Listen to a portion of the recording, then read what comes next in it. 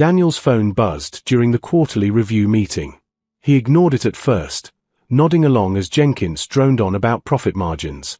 But when it buzzed again, then again, he felt that familiar knot forming in his stomach. The same knot that had been his constant companion for the past 3 months. "Excuse me," he muttered, stepping out of the conference room. 3 missed calls. All from Sarah, his wife of 7 years. He called back immediately. The phone rang once, twice, 5 times. Then voicemail. Her voice, bright and cheerful, asking him to leave a message. A recording from happier times. He tried again. Same result. Then the text came through, "I'm busy." 2 words. No explanation. No apology for the urgent calls. Just dismissal. His fingers moved before his brain caught up. Stay with him.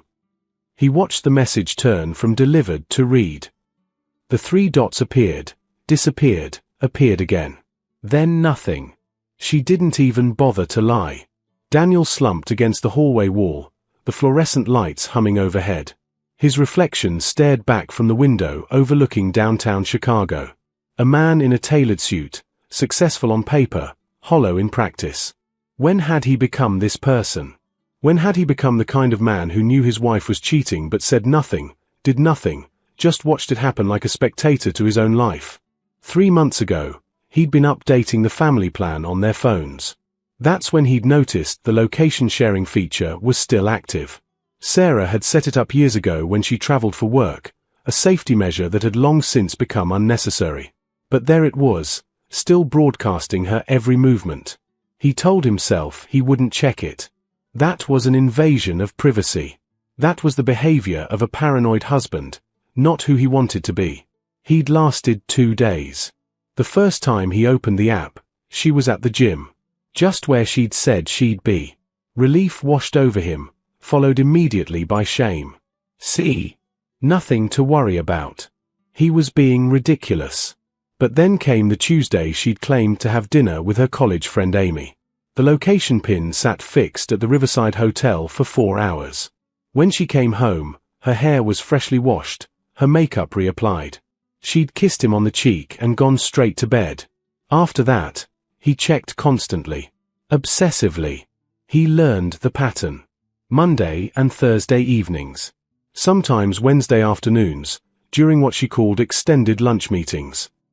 The locations varied, hotels mostly, but sometimes an apartment building in Lincoln Park. Always the same apartment number, he'd discovered. 4B. He'd driven past it once. A nice building. The kind with a doorman and potted trees flanking the entrance. The kind of place that suggested the man she was seeing had money. That he wasn't just an affair, but an upgrade. Daniel had sat in his car across the street for an hour that day, watching the entrance. He told himself he wanted to see the man's face, to understand what Sarah had chosen over him. But when a couple emerged, the woman laughing, the man's hand on her lower back, Daniel had driven away without even checking if it was them. Some truths were easier left unconfirmed. His phone buzzed again. Another text from Sarah, "Don't do this." Do what? Acknowledge reality? Stop pretending? He walked back into the conference room, grabbed his briefcase, and interrupted Jenkins mid-sentence. "I'm sorry, I need to leave. Family emergency." The drive home took 20 minutes. 20 minutes of white-knuckled gripping of the steering wheel, of running through scenarios in his head. Would he scream? Cry? Throw her things out on the lawn like some cliché from a bad movie? By the time he pulled into their driveway, he knew exactly what he needed to do. The house was dark except for the porch light, its warm glow a mockery of welcome. Sarah's car was gone, of course. She wouldn't be home for hours. Daniel unlocked the door and stepped inside. The silence was deafening. For the first time in months, maybe years, he saw their home clearly. The wedding photos on the mantel. The vacation souvenirs from trips where they'd been happy, or at least convinced themselves they were. The throw pillows Sarah had insisted on, the ones he'd found too decorative and impractical. All of it felt like someone else's life. He set his briefcase down and pulled out his laptop. It was time to stop being a victim in his own story. It was time to take control. The first thing Daniel did was pour himself a scotch. Not to steady his nerves, they were surprisingly steady, but because this moment felt significant enough to mark. He'd always imagined confronting Sarah's affair in a moment of high emotion, of devastating discovery. Instead, he felt calm, focused, almost relieved. The relief was the worst part. What did it say about their marriage that learning of his wife's betrayal brought peace? He settled at the kitchen table, laptop open, and began methodically documenting everything.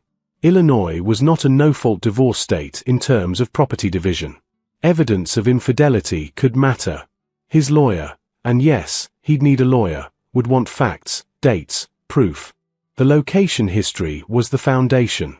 He created a spreadsheet, logging every visit to the Lincoln Park apartment, every unexplained hotel stay. The pattern was damning. 23 separate occasions over 3 months. Not a mistake. Not a momentary lapse in judgment.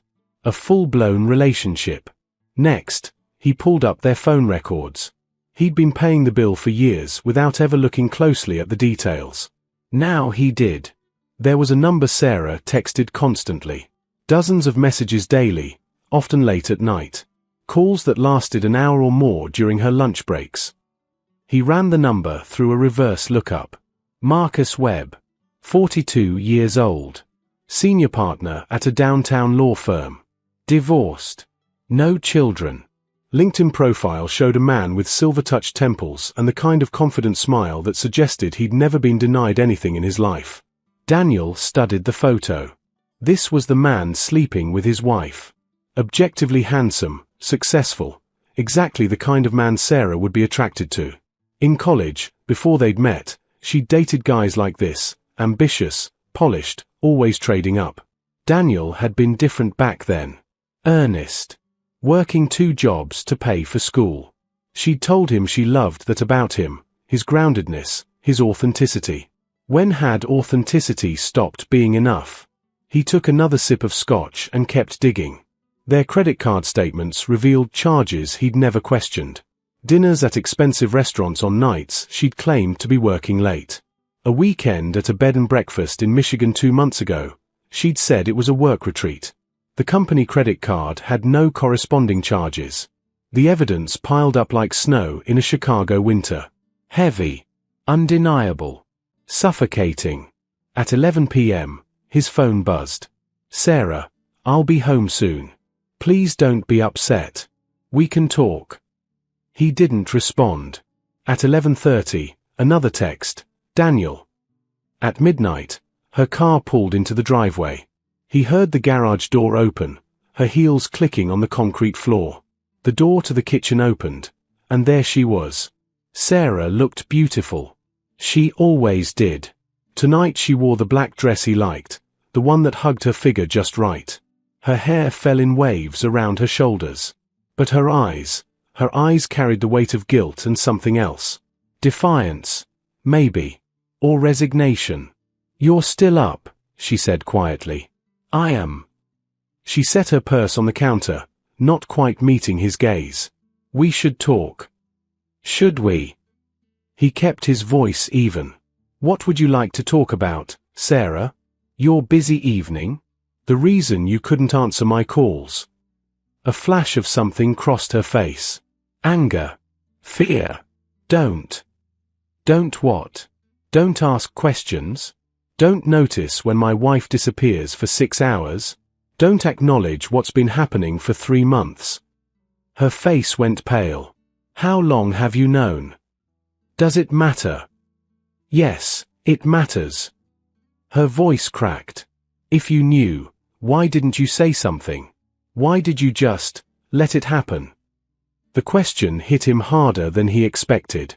Why hadn't he said something? He'd asked himself 1,000 times. Fear? Pride? Some misguided hope that if he ignored it, it would resolve itself? "I was trying to understand," he said finally. "Trying to figure out if our marriage was worth fighting for, or if I was just clinging to something already dead." Sarah's eyes filled with tears. "And what did you decide?" Daniel closed his laptop. "I decided that I deserve better than being someone's backup plan." Better than being the husband you come home to when you're done with your real life. It's not like that. What's it like then? Enlighten me. He stood, suddenly too agitated to sit. Tell me how spending 3 nights a week with Marcus Webb is somehow not what it looks like. Her face crumpled at the name. You know about Marcus. I know everything, Sarah. The hotels. The apartment. The phone calls. The lies. He gestured to the laptop. It's all documented. Every time you chose him over me, over us, over the vows we made. I didn't mean for this to happen, she whispered. He made me feel alive again. Seen. Like I mattered. The words were knives, each one finding its mark. And I didn't. You were always working. Always tired.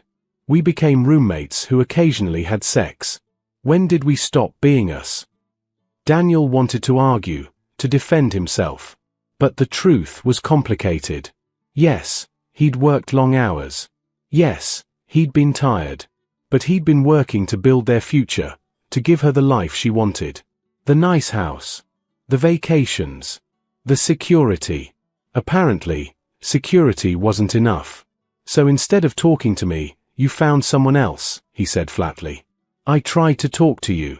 Do you remember our anniversary? I planned that whole dinner, tried to talk about us, about how disconnected I felt. You spent the whole night on your phone dealing with the Henderson account. He did remember. And she was right. He'd been distracted, stressed about work. But that was one night. One mistake. Did that justify 3 months of betrayal? This isn't about one dinner, Sarah. This is about you making a choice. Every time you texted him instead of me. Every time you lied about where you were. Those were choices. She wiped her tears. What happens now? Daniel picked up a manila folder from the table. Inside were business cards for 3 divorce attorneys. He'd printed them that afternoon. Now you pack a bag and leave. Tomorrow, you can decide which lawyer you want. I've already chosen mine. Sarah didn't fight. That surprised him most. She stood in their kitchen, their former kitchen, really, since nothing about this house felt shared anymore, and nodded once. Then she turned and walked upstairs. Daniel heard drawers opening, the closet door sliding, the soft thud of clothes being tossed into a suitcase. He sat back down, suddenly exhausted. The adrenaline that had carried him through the confrontation was draining away, leaving behind something raw and painful. This was real. His marriage was ending. In the span of one evening, he'd gone from silent sufferer to active participant in his own divorce. 20 minutes later, Sarah came back down with a rolling suitcase and a duffel bag. She'd changed into jeans and a sweater. Without makeup, she looked younger, more like the woman he'd married. The woman who'd laughed at his jokes and fallen asleep on his shoulder during movie nights. I'll stay at a hotel tonight, she said. Tomorrow I'll figure something out. You could stay with Marcus. The words came out more bitter than he'd intended. Her jaw tightened. This isn't just about Marcus. You know that, right? We've been broken for a long time. Maybe. But you're the one who stepped outside the marriage instead of trying to fix it. And you're the one who knew for 3 months and said nothing. You sat here documenting everything like I was some criminal case study instead of your wife. What does that say about us? She had a point. A small one, but still. His silence had been its own form of betrayal. By gathering evidence instead of confronting her, he'd chosen the marriage's death over its potential resurrection. It says I knew I'd lost you already, he admitted. I just needed to accept it. Something in Sarah's expression softened. For a moment, she looked like she might cry again. Instead, she straightened her shoulders. I'm sorry, Daniel. I really am. You deserved better than this. Yes, he agreed simply. I did. After she left, the house felt cavernous. Daniel walked through rooms that suddenly seemed to belong to strangers. Every object held a memory, and every memory now felt like a lie. Had she been thinking of Marcus when she picked out those curtains? Had she imagined a different future when they'd painted the bedroom last spring? He poured another scotch and stood at the window, watching the street. A dog walker passed by. A teenager skateboarded past. Normal life, continuing obliviously while his imploded. His phone rang. His sister, Rachel. "Hey," he answered. "Hey yourself. Just calling to check in. How's everything?" The question was innocent, but it broke something in him. "Sarah's cheating on me. I confronted her tonight. She just left." Silence. Then, "What? Daniel, what, are you serious?" The words came spilling out. Everything. The location tracking, the documentation, the confrontation. Rachel listened without interrupting, her occasional sharp intakes of breath the only indication of her shock. "I'm coming over," she said when he finished. "You don't have to." "I'm coming over. I'll be there in 30 minutes. Don't argue." She hung up before he could protest. True to her word, Rachel arrived 28 minutes later with a bag of takeout and a bottle of wine. She took one look at his face and pulled him into a fierce hug. "I'm so sorry," she said. "God, Daniel, I'm so sorry." They sat at the kitchen table, the same place he confronted Sarah hours earlier. Rachel made him eat even though he insisted he wasn't hungry. She was right, he hadn't eaten since lunch, and the scotch on an empty stomach was making him lightheaded. "What are you going to do?" she asked. "Divorce her. What else is there? I mean besides that. Are you okay?" Stupid question, obviously you're not okay, but, are you going to be okay? Daniel considered this. Was he? He felt like he'd been gutted, his insides scooped out and examined under harsh light. But underneath the pain was something else. That strange relief again.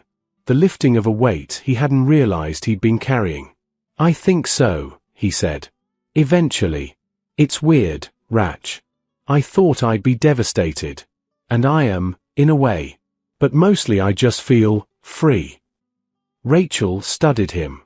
"You knew it was over before tonight." "I think I've known for a while. Maybe even before I found out about Marcus. We've been going through the motions for so long. I just didn't want to admit it." "That doesn't make what she did okay." "No," he agreed. "It doesn't. But it makes it make sense, if that makes sense." They talked until 2 in the morning. Rachel helped him clear Sarah's remaining things from the bedroom. He couldn't sleep in there tonight with her perfume still hanging in the air. He set himself up in the guest room instead, fresh sheets and a different view out the window. "I'm proud of you," Rachel said as she was leaving. "For standing up for yourself. For not letting her turn you into the bad guy." "I don't feel like the good guy either." "That's because you're human. Good guys and bad guys are for movies. Real life is messier." She kissed his cheek. "Call me tomorrow, okay? Or tonight if you need to. Anytime."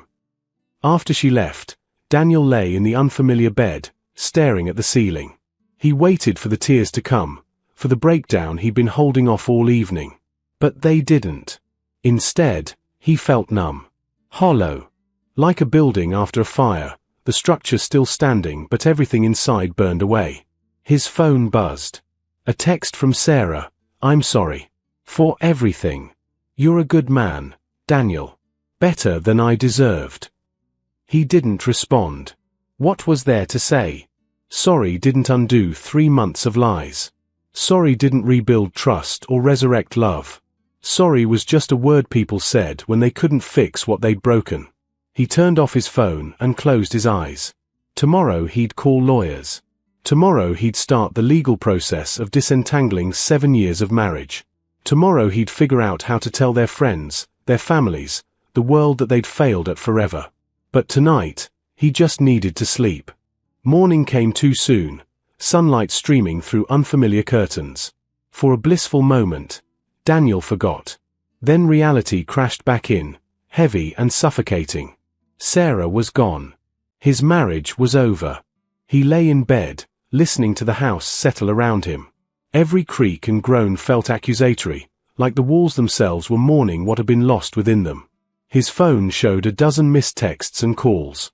Most were from Sarah, lengthy apologies, requests to talk, explanations he didn't want to hear. One was from his mother, somehow already aware of the situation. Rachel, probably. One was from an unknown number. He opened that one first. Mr. Reeves, this is Marcus Webb. I think we should talk.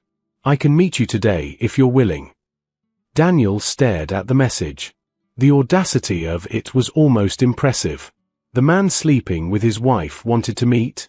To say what, exactly? To explain how he'd systematically dismantled another man's marriage? His fingers typed before his brain caught up. Lakeside Park. Noon. The response came immediately. I'll be there. Daniel spent the morning in a fog. He showered, dressed, made coffee he didn't drink.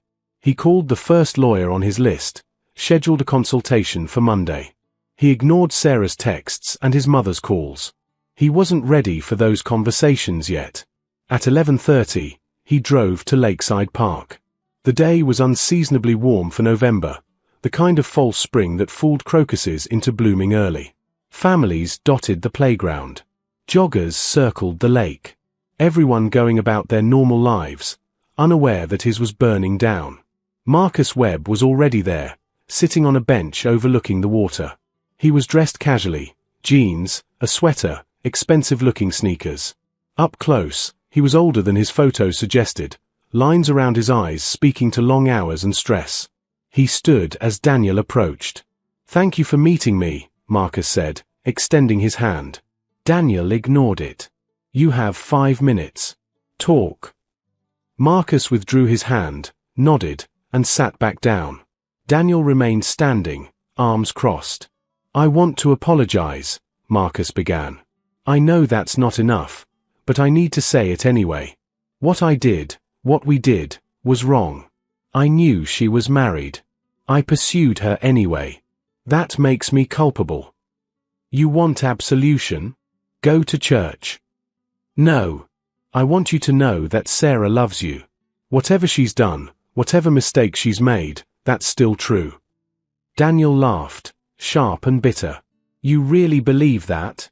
That she loves me while she's in your bed?" Marcus flinched. "It's complicated." "It's really not. She chose to cheat. You chose to help her. There's nothing complicated about betrayal." "You're right." Marcus rubbed his face, suddenly looking exhausted. "Look, I'm not here to defend what we did. I'm here because Sarah's wrecked over this. She didn't want to hurt you. Then she shouldn't have slept with you. She felt neglected. Invisible. She said you barely saw her anymore, that work always came first. Don't." Daniel's voice turned hard. "Don't you dare make this about me. I'm not perfect, but I didn't break my vows. I didn't lie for 3 months straight. Whatever problems we had, she should have talked to me, not run to you." Marcus was quiet for a moment. "You're right. I'm sorry." "Stop apologizing. It doesn't mean anything." Daniel started to walk away, then turned back. "One question. Do you love her?" The question seemed to catch Marcus off guard. Yes. I think I do." "Then why did you destroy any chance she might have taken you seriously? She'll never trust you now.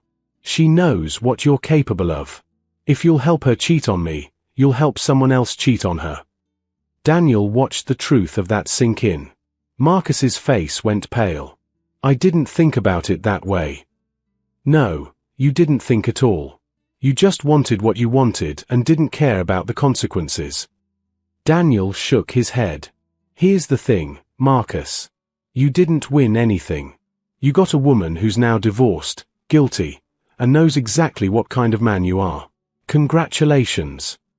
He left Marcus sitting there and walked back to his car. The conversation hadn't brought closure or satisfaction. If anything, he felt worse. Marcus seemed human, flawed, regretful. It would have been easier if he'd been a villain. His phone rang. "Sarah." Against his better judgment, he answered. "Daniel." "Why did you give Marcus my number?" I didn't. He must have gotten it from my phone. I'm sorry. Did he call you? We just met. Silence. Then, what did he say?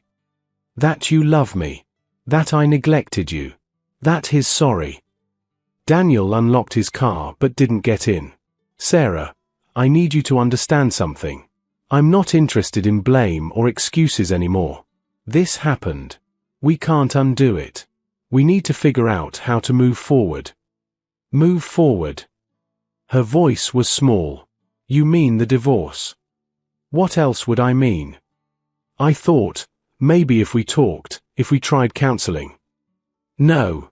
The word came out harder than he intended. He softened his voice. Sarah, it's over. It was over the moment you walked into that apartment in Lincoln Park. Maybe it was over even before that. We've been pretending for so long that I don't know when we stopped being real. He heard her crying. Once, that sound would have broken him. Now it just made him sad. I loved you, she said. I still do. Maybe. But love isn't enough. It never was. He got in the car. We'll figure out the logistics. Lawyers, the house, all of it. But I can't do this anymore. I can't be the person you come home to when your real life doesn't work out. That's not. It is. And you know it is. Goodbye, Sarah. He hung up before she could respond. The drive home was a blur. When he pulled into the driveway, he sat for a long moment, engine off, just staring at the house. This building that had represented their future now felt like a mausoleum for their past. His phone buzzed. Rachel, how are you holding up? He texted back, I met with him.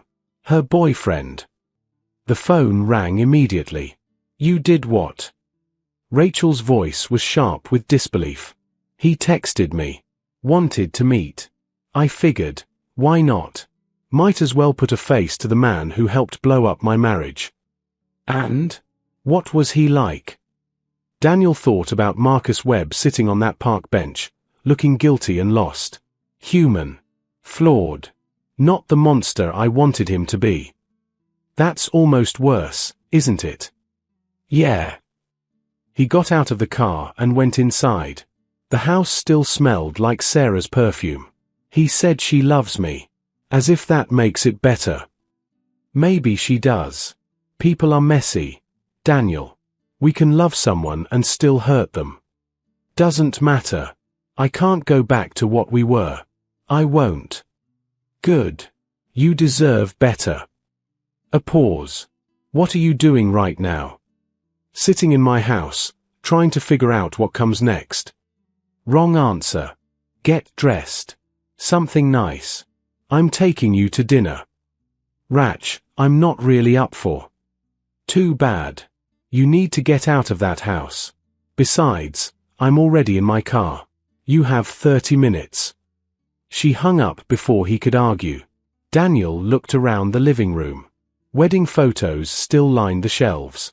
Sarah's book was still on the coffee table, bookmark halfway through. Evidence of a life that no longer existed. He could sit here drowning in what he'd lost, or he could take Rachel's lifeline.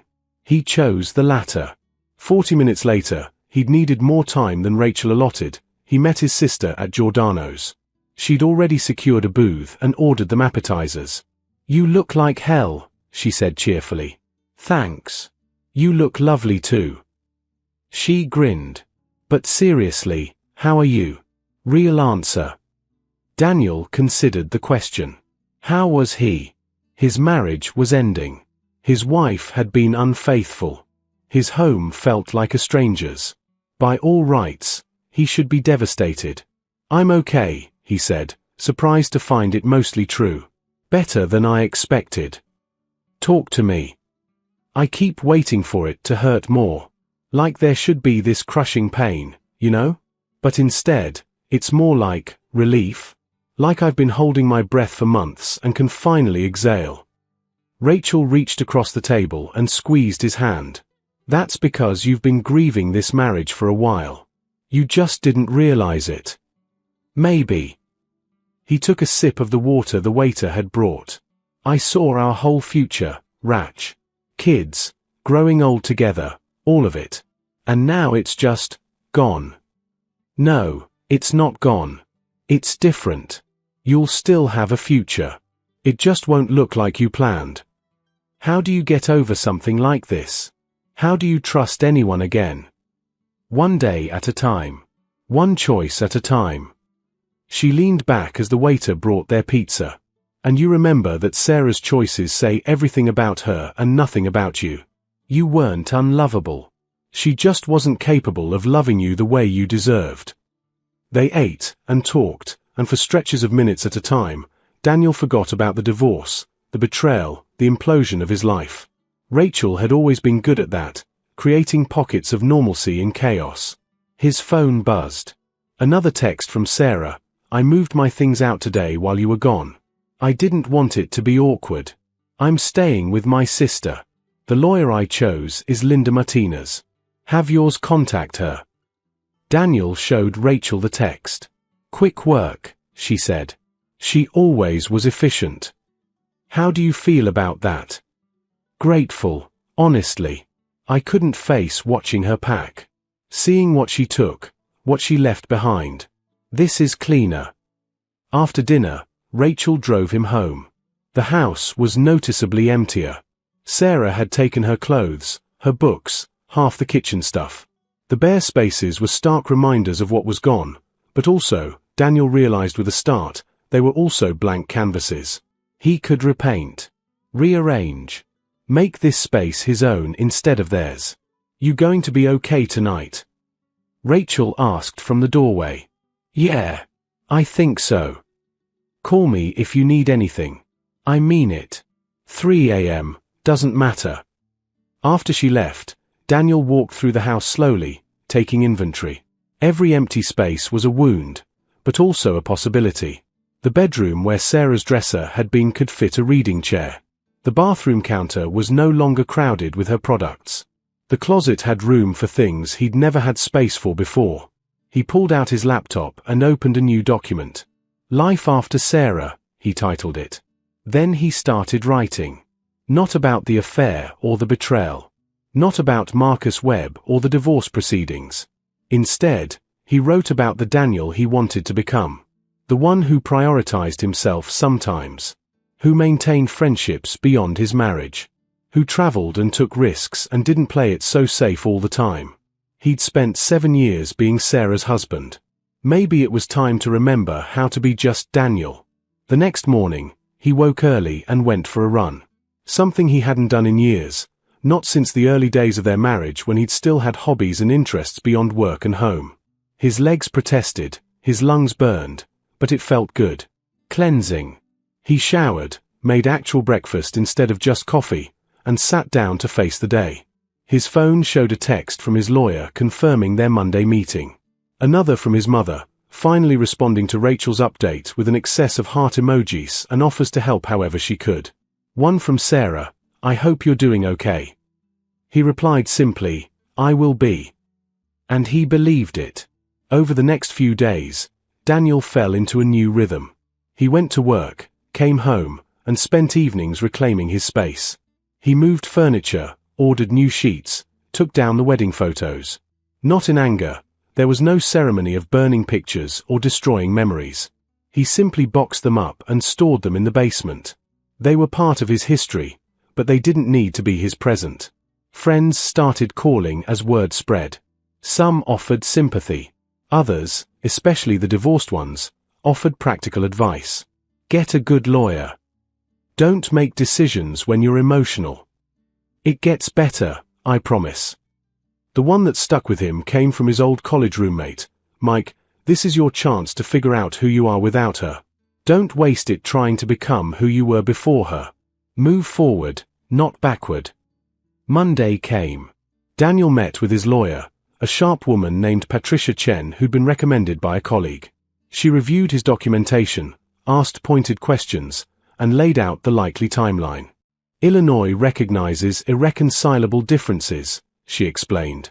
With her admission of infidelity and your documentation, the proceedings should be straightforward.